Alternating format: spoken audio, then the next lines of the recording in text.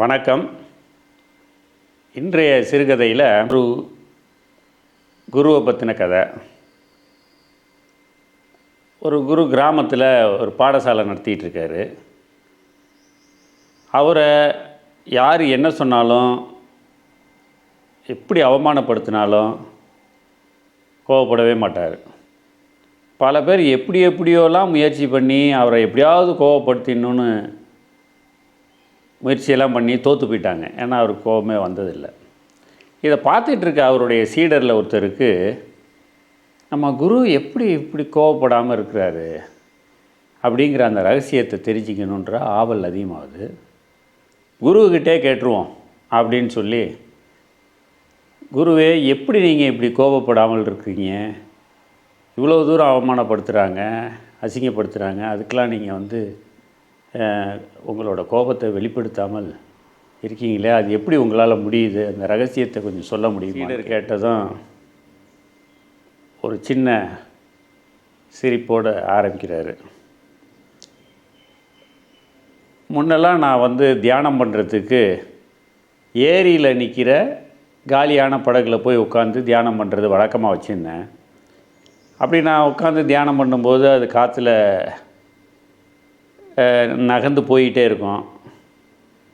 அப்படி போயிட்டுருக்கும்போது ஒரு நாள் நல்ல தியானத்தில் இருக்கும்போது ஒரு படகு இடிச்சிருச்சு. டாங்குன்னு இடிச்சிட்டு என்னோடய தியானம் கலைஞ்சிருச்சு. என்னோடய தியானம் கலைஞ்சி, யார் இப்படி அஜாக்கிரதையாக நம்மளுடைய படகுல இடிச்சிட்டாங்க அப்படின்னு பார்த்தா, அது ஒரு வெற்று படகு. அது காற்றுல அசைஞ்சி அசைஞ்சி அசைஞ்சி இந்த படகை இடிச்சிருக்கு. இப்போ நான் அந்த படகை கோபப்பட்டு எந்த பிரயோஜனமும் இல்லை. வெற்று படகுக்கு மேலே நம்ம கோபப்படுறதுல என்ன இருக்குது? அன்றைக்கி நான் ஒரு விஷயத்தை உணர்ந்தேன். இப்போ யாராவது என்னை கோபப்படுத்தினா எனக்கு அந்த சம்பவம் ஞாபகத்துக்கு வரும். இதுவும் ஒரு வெற்று படகு தான் அப்படின்னு நான் பாட்டுக்கு போயிட்டே இருப்பேன் அப்படின்னு குரு சொல்கிறாரு.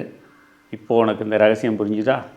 அதோட கோபத்தினால 3 விஷயத்தை நம்ம இழந்துருவோம்.